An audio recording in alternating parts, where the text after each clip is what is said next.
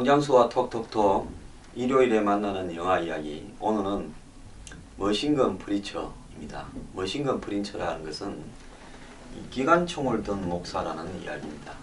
제가 왜 이 영화를 소개하는가 하면 이 최근 25일간 한상규 민노총 위원장이 지난 11월 14일 폭력 집회 이후에 조계사로 숨어들었습니다. 한상균 위원장을 조계종은 매를 피해서 날아든 참새, 도가사를 맞은 사람이라고 하면서 사회적 약자를 보호해야 된다면서 그를 25일 동안에 숨겨줬습니다. 그리고 참다 못한 경찰이 6일날 자진해서 출두하겠다라는 도법 스님의 말을 믿고 기다리다가 6일이 지나도 안 오니까 이제 어제 정기국회가 끝날 때까지 다 채웠습니다. 그래서 경찰이 체포하겠다고 그저께부터 최후 통첩을 하니까 조계종은 정부를 향해서 만약에 경찰이 조계종을 침탈할 경우에 그 책임은 전부 져야 될 거라고 정부를 상대로 공갈을 쳤습니다. 자, 오늘날 대한민국에서 63만 노조원을 거느리고 대규모 사업장들이 다 소속된 민노총이 사회적 약자인가? 안 그러면 사회적 강자인가? 기득권층인가? 아니면 비기득권층인가? 이런 문제에 대해서 이 종교 집단은 한번 생각을 해봐야 될 때라고 봅니다. 자, 종교가 사회 현실에 나서서 과감하게 현실에 대해서도 이야기하고 범법자를 숨겨주고 이러던 시기가 한국에도 있었습니다. 70년대, 80년대 김수환, 추기경이 살아계실 때 명동 성당은 민주화 운동을 하던 사람들의 성지였습니다. 그때 조계종은 뭐 내부 싸움이 바빠서 이런 일에 관심도 없었죠. 자, 그때는 이 법과 제도가 이 국민들의 인권을 이야기하고 민주주의를 이야기하는 부분들을 탄압하도록 되어 있었다라는 부분에 대해서 다수의 국민들이 동의하고 있었습니다.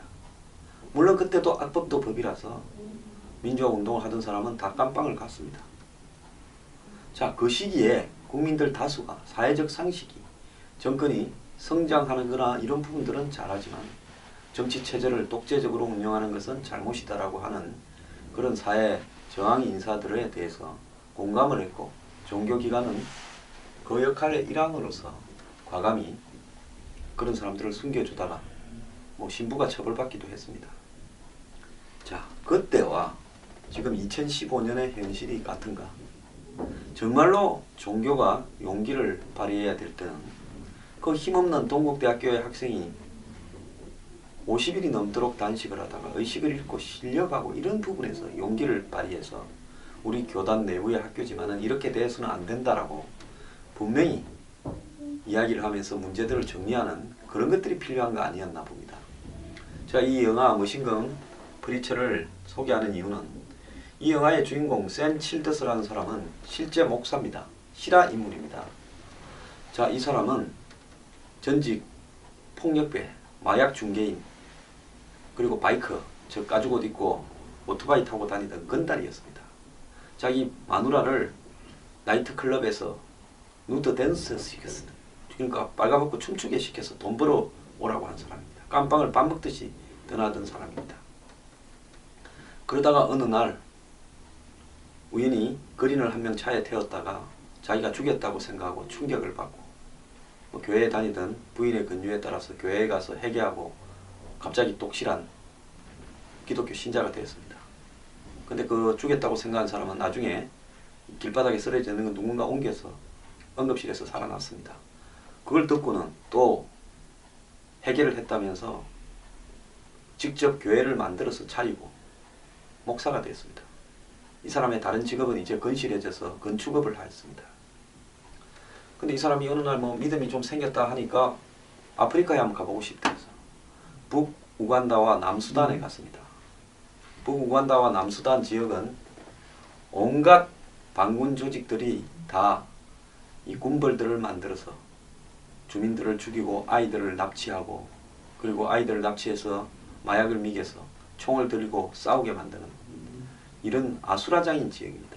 정부들의 영향력이 제대로 미치지 않는 지역입니다. 특히 남수단은 이슬람과 기독교 신도들 간의 다툼으로 얼마 전에 수십 년간의 전쟁 끝에 남수단이 독립을 했는데 그 남수단 안에서도 조셉 콘이라는 아주 악인이 군벌을 이끌고 또 반군을 자처하면서 수많은 우간다와 남수단 국민들을 죽이고 납치했습니다. 40만 명을 죽이고 애들을 4만 명을 납치했다고 합니다. 그래서 이 사람이 우연히 거기에 고아원하는 일을 도우러 갔다가 자기가 눈앞에서 납치하는 현장을 목격하고는 그때부터 뭔가 꽂혀가지고 자기가 만들어 놓은 교회는 부인한테 맡기고 여기 남수단에 박혔습니다. 그래서 처음에는 말로 설득으로 그 사람들을 제압할 수 있다고 생각했는데 다시 와가지고 그 이 반란군들이 또 사람을 죽이고 애들을 납치해 갔습니다. 그런 모습을 보면서 이 사람은 신이 예를 들어서 오른밤을 때리면 왼밤을 내놔라. 그리고 항상 평화적인 방법으로 이 무저항 비폭력으로 저항하라 했지만은 그런 방식으로는 도저히 애들을 구할 수가 없었습니다. 그래서 고심 끝에 이 사람이 무기를 사들였습니다. 전직 군인이고 조폭이고 건달이고 깽이였으니까 싸움은 얼마나 잘하겠습니까? 그래서 자기가 기관총을 손에 들고 그때부터 사람들을 끌고 모아서 다 무기를 주고 싸우기 시작했습니다. 그러니까 NGO로 와 있던 여자 한 명이 그 사람을 보고 비판을 합니다. 당신은 목사인데 최악의 순간이 올 때까지 말로 모든 걸 해결해야지 목사가 이런 일에 총 들고 나서냐 이렇게 했는데 막상 그렇게 말을 했던 NGO 여성도 반란군이 쳐들어와 가지고 자기를 폭력을 하고 하니까 말로 갖고 대화가 안 됩니다. 법은 멀고 주먹은 가까이 있는 거죠. 자, 그래서 이 목사는 결국은 그 근처에 반란군들이 다 사라질 때까지 기관총으로 아마 수백 명은 죽였을 겁니다. 그리고 납치된 애들도 구해왔습니다. 근데 또 그 과정에서 보면 납치범에게 납치되어서 그쪽 입장에 섰던 애들도 죽이게 되었습니다. 그러면 이 사람이 생각하는 정의는 뭡니까? 그런 어떤 부분에 회의를 품는 사람들한테 이 목사는 이야기를 합니다. 만약에 당신이나 당신의 애나 당신이 납치됐는데 당신을 구하러 가던 사람이 총이나 칼을 들고 갔다고 해가지고 당신은 그 사람을 비판할 수 있겠느냐 이런 이야기를 합니다. 제가 굳이 이 영화를 이야기하는 것은 종교의 문제가 아니라요. 정말 종교가 예를 들어서 종교다운 모습을 보이려면 눈앞에 이런 일들이 닥쳤을 때 그야말로 사람의 목숨이나 또 사회적인 인간의 생존이 경각의 이런 위치에 닿았을 때 종교는 그때 용감해져야 된다는 이야기를 하는 겁니다. 영화 미션이라고 있었죠. 저기 남미에 지금 파라과이 근처에 이 선교사 둘이 선교를 하러 갔습니다. 거기에는 다 인디안들이었습니다. 인디오. 그때가 1600년대 정도였습니다. 그런데 당시에 포르투갈과 스페인이 신대륙은 저희 양분을 했는데 갑자기 줄을 끄면서 이제 이 포르투갈이 그 식민지를 먹겠다고 들어옵니다. 그러면서 이 인디오들이 사는 거주 공간들을 침탈하고 인디오들을 학살합니다. 자, 이 신부 두 사람은 인디오들을 이 가톨릭으로 교화시켜가지고 이 사람들에게 선진 문명을 받아들이게 해서 살게 만들려고 했었습니다. 근데 그 마을이 파괴되니까 이제 한 사람은 쳐들어오는 군대에 맞서서 기도하다가 죽고 한 사람은 직접 자기가 총칼을 들고 싸우다가 죽습니다. 자, 종교가 대중을 위해서 할 수 있는 부분은 저는 만약에 제가 신부나 목사나 성녀라면 그런 경우 비슷한 입장을 당한다면 싸우다가 죽는 길을 택할 겁니다. 바라보는 관점에선 싸우다가 죽든 어쨌든 비폭력 무저항으로 나섰다가 순교를 하든 여러 가지 종류가 있을 수 있겠죠. 임진왜란 때 사명대사를 비롯한 한국의 불교는 진짜 경각에 이르는 조선을 지키기 위해서 이 승려들이 나서서 총 칼을 들고 싸웠습니다. 그리고 그때 관군은 거의 없었습니다. 오죽했으면 성병들이 나섰겠습니까? 그래서 그분들은 나라를 구했습니다. 자, 오늘날 대한민국의 종교는 어디서 뭘 하냐는 겁니다. 가장 용감할 때가 무슨 촛불 범대위에서 광우병 시위를 할 때나 아니면 국정원 댓글 문제가 있다고 해서 또 범대위를 만들 때나 세월호 범대위가 만들어져서 세월호 촛불 범대위 이런 것들을 할 때 그래서 교황이 왔을 때 광화문을 오게 만들어 가지고 세월호 가족을 만나게 할 때 이럴 때나 대한민국의 종교인들 성직자들이 앞장섰습니다. 자, 이번에 이 조계종의 경찰의 강제 진입에 대해서 여러 가지 여론조사는 대부분 강제 진입을 해야 된다는 것이 높게 나오고 있습니다. 종교가 이 존경을 받을 때는요, 아무도 나서지 않고 무서워서 아니면 그것은 내가 끼어들기에는 너무 벅찬 일이라서 그래서 사회적으로 소외받고 그야말로 생존이 위기에 이르렀거나 안 그러면 사회에 정의가 있는데 그 정의의 길을 다 외면하거나 이럴 때 저는 종교가 나서야 된다고 생각합니다. 제가 가까이 그런 경우를 한번 본 것은요. 작년에 세월호가 가라앉았을 때 저는 세월호가 가라앉은 부분의 원인은 유병헌 일가의 부패한 경영이고 유병헌 일가도 주범이라고는 안 봅니다. 종범이라고 봅니다. 주범은 유병헌 일가와 결탁을 해서 그런 식의 청해진 해운 운영을 가능하게 만들었던 도와줬던 정관계의 고위 인사들이 세월호 침몰의 주범이라고 생각을 합니다. 거기에는 여권도 있을 수 있고 야권도 있을 수 있고 정치인도 있을 수 있고 관료도 있을 수 있고 온갖 한국 사회의 상류층이 있을 수 있습니다. 배가 그냥 가라앉는 게 아닙니다. 가라앉을 만한 과정들이 누적되어서 어느 순간에 가라앉았던 겁니다. 작년 4월 16일 날 가라앉지 않았어도 언젠가는 가라앉았을 겁니다. 자, 그때 우리 사회의 기득권은 누구도 이 유병헌 일가의 진정한 배우가 세월호라는 사건을 일으킨 주범이다라는 이야기를 하지 않았습니다. 추기경이나 신부나 유명 목사님들이나 스님들이 그때 이야기를 해야 되는 겁니다. 모두가 다 외면할 때 그럴 때 나서서 이 일과 관련해서 유병헌 일가의 부패가 주 원인이었고 그 부패의 배후에는 아주 조직적으로 오랫동안 누적되어 온 우리 사회에 커넥션이 있었다. 이 커넥션이 현재의 공권력으로는 규명될 수 있는 차원을 넘어서 있다. 이 부분에 대해서 왜 철저하게 조사를 해서 처벌하지 않느냐고 하는 이야기를 그럴 때 종교의 용기가 이 시대에 필요한 거 아닙니까? 그런데요. 그때 강자가 누구였습니까? 지금 이번에 한상균 사태에서 최고 강자는 2009년에 77일간 쌍용차를 거들내버리고 회사를 폐허로 만드는 채 자신은 달랑 잡혀가서 3년 징역 마치고 2012년에 나와서 쌍용차 노조 지부장이었죠. 노조 위원장이었습니다. 금속노조 쌍용 지부장이었으니까요. 그 한상균이 또 3년 만에 부활해서 민노총 위원장까지 됐습니다. 자, 쌍용사 때 77일간을 투쟁한 그 경력이 나에게 있다.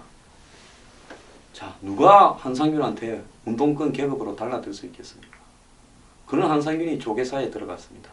근데 조계사는 그 한상균을 보고 참새라고 이야기하고 또가사를 맞은 사람이라고 이야기했습니다. 진짜 기득권은 한상균 아닙니까? 이번에 먹이 사슬이 나왔지 않습니까? 제1 한상균, 제2 조계종, 제3 정치인, 제4 경찰 공권력. 자, 저는요 이 샘 칠더스라는 사람이 훌륭하다고 생각합니다. 이 사람이 자기 교회를 지어놓고요. 그 교회에 자기 옛날에 마약하던 폭력 집단 내에 있던 친구들을 불러 모아서 설교를 합니다. 우리 교회는 뭐 잘나가고 빛과 번쩍한 사람을 위한 게 아니다라고요. 자, 신은 보편적이고 상식적인 데 있지 넥타이 메고 돈 많은 사람한테 있는 것도 아니고 힘 있는 사람한테 있는 것도 아닙니다. 자, 그런 사람이 아프리카 가서 다 쉬라고요. 얼마 전에 그 서프라이즈에도 소개된 이야기입니다. 다 지켜봅니다. 강대국은요. 수단 문제나 우간다 문제는 내전에 관한 문제이기 때문에 우리는 뭐 끼어들 이유가 없다. 자기들끼리 죽든가 살든가 알 바 없다. 그 나라 정부도 또 그렇습니다. 아니 뭐 적당히 반군 이해관계상 눈 감아주는 겁니다. 뭐 밀매도 막 예를 들어서 뭐 다이아몬드 밀매도 하고요. 마약도 밀매하고 하니까 적당히 눈 감아주는 부분도 있습니다. 아무도 나서지 않습니다. 그 목사가 애들이 잡혀가서 손발이 절단되고 애들한테 마약을 먹여서 기관총을 들고 총을 쏘게 만드는데 그거를 갖다가 신앙인이 지켜보고 있다. 기도만 합니까? 아무런 방법도 없고 자기 나라 국민들도 다 방치하고 있고 군대도 방치하고 있어서 남의 나라에 그 애들 납치를 막으려고 그래서 1000명을 구해내고 300명을 지금도 자기가 거기서 키우고 있습니다. 저는 진정한 종교의 힘은요 한마디로 정의를 향한 언행 합일이라고 보고 있습니다. 제가 이 조계종의 이번에 모습을 보면서요 동국대 사태에 적용하는 기준과 예를 들어서 이번에 한상균 사태에 적용하는 조계종의 기준. 자, 학생이 공부하러 갔다가 학생은 동국대가 무슨 불교 학교인 줄도 모르고 갔어요. 그런데 재단이 엉망으로 굴러가고 총장이 엉망이 되고 하니까 학생이 정의해서 나섰습니다. 교수도 뒤로 빼고 교직원도 뒤로 빼고 다 뒤로 빼서 이제 총학생회 부회장이 굶기 시작해서 50일까지 가버렸습니다. 자, 이 부분에 있어서 우리가 아무리 불교 종단이지만 우리가 지배하고 있는 학교지만 이래서는 안 된다고. 자선 총무원장이 어제 선임의 한수를 그런 데 보이는 게 아니라 동국대 사태에서 보이면서 앞으로 선임들은 동국대의 총장이나 이사나 이사장으로 가지 않겠다. 그리고 동국대 스스로가 잘해나가기를 바란다. 이렇게 말을 하는 것이 그야말로 종교의 올바른 용기 아니겠습니까? 우리 주변에 보면요 정말 한짓걸러 교회고 놀고 먹는 목사 스님 엄청 많습니다. 노동하지 않고요 시주와 헌금으로 살아갑니다. 그분들은요 맨날 천국에 가라고 이야기하는데요 이 천국이 어디에 있겠습니까? 솔직히 저는 죽어서 제가 천국 가는데 별 관심이 없습니다. 살아 생전에 이 땅에 그래도 천국에 1cm라도 다가가기를 바라는 것이 제 생각입니다. 올바른 신앙인이라면요 이번에 조계종 사태를 보면서 아무 자기하고도 관계없는 우연히 한번 시차를 갔던 아프리카의 어린이들의 현실을 보면서 목사가 기관총을 들고 싸운다. 미국에서도 엄청 시끄러웠습니다. 목사가 어떻게 총을 들고 싸워서 상대를 죽이습니까? 저는요 잘난 척하면서 돈 거두면서 좋은 차 타고 다니면서 존경받는다는 목사들보다 벤지리안 목사들보다 샘 칠더스 목사가 훨씬 더 훌륭하고요 천국이 있으면 그 사람이 가까이 가 있을 거라고 보고 있습니다. 어떻게 보면 오늘날 목사나 성녀나 이런 사람들은 천국에 일반 사람들보다도 더 천국이나 극락에 더 가지 못할 거라고 보고 있습니다.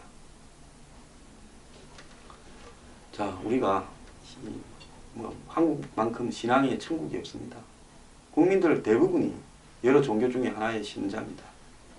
이런 나라에서요 이제 종교가 국민의 삶의 머리 위에 올라서는 오만방자한 모습이 보이고 있습니다. 신앙은 정말로 겸손하게 진실과 정의를 위해서 접근해야 되는 거고 경우에 따라서는 그때 용기를 발휘하면서 신앙인들, 성직자들이 자신을 던져야 되는 겁니다.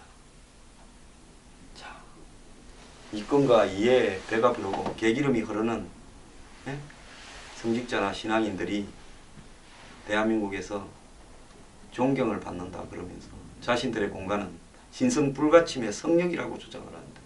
그것은 성역이 아니라요 한마디로 황금으로 칠갑이 된 이 지옥의 법당입니다. 저는 그렇게 생각합니다. 그래서 돈에 눈이 멀어서 교회를 크게 짓고 교회 탑을 높이 올린다고 천당에 가까워지는 게 아닙니다. 옛날에 중세에 가톨릭은 한마디로 뭐라고 했습니까? 천당에 가는 티켓을 팔았습니다. 그러다가 종교개혁이 일어나서 개신교가 생겼는데 이제 개신교도 또 종교개혁이 일어나야 됩니다.